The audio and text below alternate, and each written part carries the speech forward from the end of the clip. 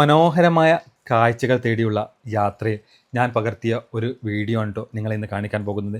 ഈ ഒരു സ്ഥലത്തുകൂടെ ഒരു പക്ഷേ ഒരുപാട് പേരും യാത്രകൾ ചെയ്തതായിരിക്കും. പക്ഷേ ഇത്തരമൊരു വീഡിയോയിലൂടെ ഒരു പക്ഷേ നിങ്ങൾക്ക് ഈ സ്ഥലം ചിലപ്പോൾ കാണാൻ കഴിഞ്ഞിട്ടുണ്ടാവില്ല.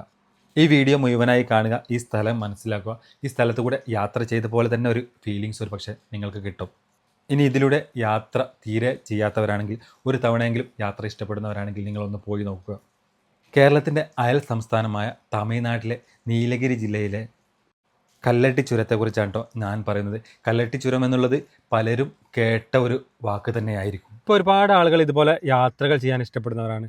കാരണം നമുക്കറിയാം, വീഡിയോകൾ അതേപോലെ റീൽസുകളൊക്കെ കാണുമ്പോൾ, യാത്രാ വീഡിയോകൾ ഒരുപാട് കാണുമ്പോൾ നമുക്ക് ആഗ്രഹങ്ങൾ ഉണ്ടാവും. അതുപോലെ തന്നെ നമുക്ക് നല്ല നല്ല സ്ഥലങ്ങൾ അറിയണം. യാത്ര ചെയ്യണമെങ്കിൽ നമുക്ക് സ്ഥലങ്ങൾ അറിയണമല്ലോ. അങ്ങനെ നിങ്ങൾക്കൊരു വഴികാട്ടിയാവാൻ കൂടിയാണ് കേട്ടോ എൻ്റെ ഒരു ആഗ്രഹം. അതുകൊണ്ട് തന്നെ എന്നെ ഫോളോ ചെയ്യുക, സപ്പോർട്ട് ചെയ്യുക. നിങ്ങളുടെ വിലയേറിയ അഭിപ്രായങ്ങളും കമൻറ്റായി രേഖപ്പെടുത്തുക. ഏതൊരു യാത്രക്കും നമ്മുടെ സമയമാണ് പ്രധാനം. ഒരു ദിവസം, 2 ദിവസം, 3 ദിവസം, അങ്ങനെ എത്ര ദിവസം വേണമെങ്കിലും നമുക്ക് യാത്ര ചെയ്യാം.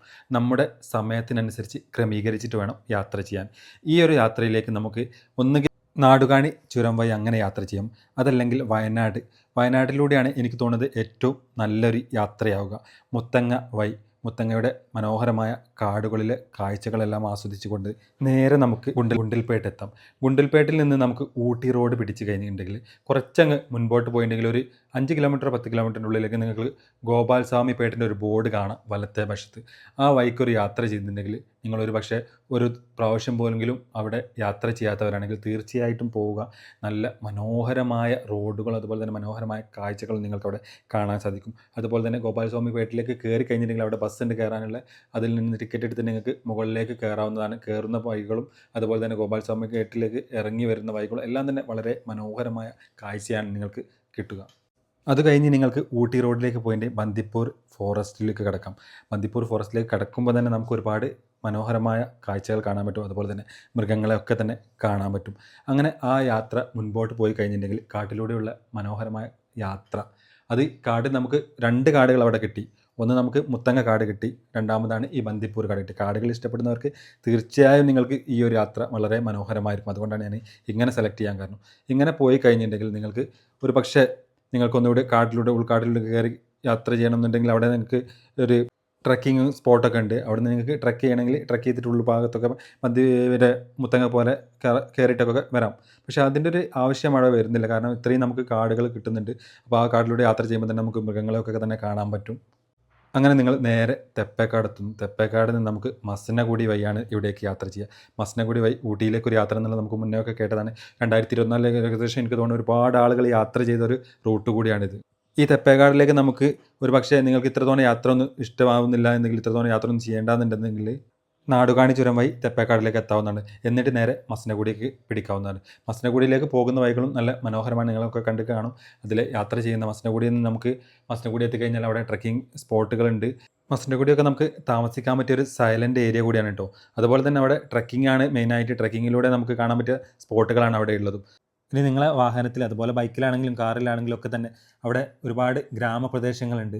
ആ ഗ്രാമപ്രദേശങ്ങളിലൂടെയൊക്കെ യാത്ര ചെയ്യുമ്പോൾ വളരെ ഇടുങ്ങിയ റോഡ് തന്നെ അത്യാവശ്യം വീതി കുറഞ്ഞ റോഡുകൾ, അതുപോലെ തന്നെ 2 വശങ്ങളും കാടുകളായിട്ട് നല്ല മനോഹരമായ സ്ഥലങ്ങളാണ്. അതുപോലെ തന്നെ മാനുകളൊക്കെ നമുക്ക് റോഡിലൊക്കെ ഇറങ്ങിയിരിക്കുന്നതൊക്കെ കാണാൻ പറ്റും. നല്ലൊരു കാഴ്ച തന്നെയാണ് അവിടെ നിന്നൊക്കെ ഞങ്ങൾക്ക് കാണാൻ പറ്റിയിരുന്നത്.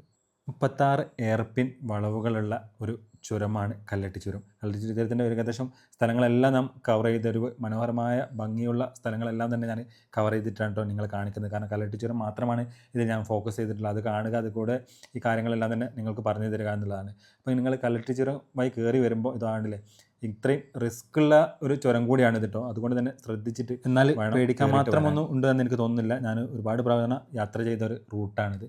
എന്നിട്ട് നമുക്ക് ഊട്ടിയിലേക്ക് എത്താം. ഊട്ടിയിൽ നിന്ന് തിരിച്ചു പോരുമ്പോൾ ഈ ഒരു വഴി നമുക്ക് സെലക്ട് ചെയ്യാൻ പറ്റില്ല, കാരണം അത് 1 വേ ആണ്. അതുകൊണ്ടാണ് ഞാൻ ഇതിലൂടെ തന്നെ പോകണമെന്ന് പറയുന്നത്. എന്നിട്ട് നമുക്ക് ഊട്ടിയെല്ലാം തന്നെ എക്സ്പ്ലോർ ചെയ്തതിന് ശേഷം നമുക്ക് നാട്ടിലേക്ക് തിരിച്ചു പോകാം. ഊട്ടിയിലേക്ക് നമുക്ക് പ്രവേശിച്ച് കഴിഞ്ഞാൽ നമുക്കറിയാം ഒരുപാട് ബ്ലോക്കും കാര്യങ്ങളൊക്കെ ഉണ്ടാവും. അതുകൊണ്ട് തന്നെ നമുക്ക് അതനുസരിച്ചിട്ട് വേണം സമയങ്ങളെല്ലാം തന്നെ ക്രമീകരിക്കണം. ഒന്നാമത് സ്കൂൾ അവധി സമയങ്ങൾ, അതുപോലെ തന്നെ വെക്കേഷൻ സമയങ്ങളിലെല്ലാം തന്നെ ഊട്ടി നിറഞ്ഞ തിരക്കായിരിക്കും. കല്ലട്ടി ചുരം വഴിയുള്ള ഈ യാത്രയും അതുപോലെ തന്നെ ഊട്ടിയിലെ ഈ എക്സ്പ്ലോറിങ്ങും എല്ലാം തന്നെ കഴിഞ്ഞ് നമുക്ക് സന്തോഷത്തോടു കൂടി തന്നെ നാട്ടിലേക്ക് തിരിച്ചു പോകാൻ പറ്റിയ ഒരു വീഡിയോ ആണെന്നുള്ളത് ഞാൻ പ്രതീക്ഷിക്കുന്നു. ഇനിയും ഇതുപോലെ വീഡിയോകൾ ഒരുപാട് ചെയ്യണമെന്ന് ആഗ്രഹമുണ്ട്. ഞാൻ നേരത്തെ പറഞ്ഞതുപോലെ തന്നെ നിങ്ങളുടെ സപ്പോർട്ടുകൾ വേണം, നിങ്ങളുടെ ഫോളോവേഴ്സ് വേണം. നമുക്ക് ഫോളോവേഴ്സ് ഉണ്ടെങ്കിൽ നമ്മുടെ വീഡിയോകൾക്കൊക്കെ റീച്ച് ഉണ്ടാവുള്ളൂ. അപ്പോഴേ നമുക്ക് വീഡിയോ ചെയ്യാനുള്ളൊരു താല്പര്യം കൂടി ഉണ്ടാവുള്ളൂ. വീഡിയോ ഇഷ്ടപ്പെട്ടാൽ ലൈക്ക് ചെയ്യാനും ഷെയർ ചെയ്യാനും മറക്കരുത്. ഇനി മറ്റു നല്ലൊരു വീഡിയോയുമായി കാണാം.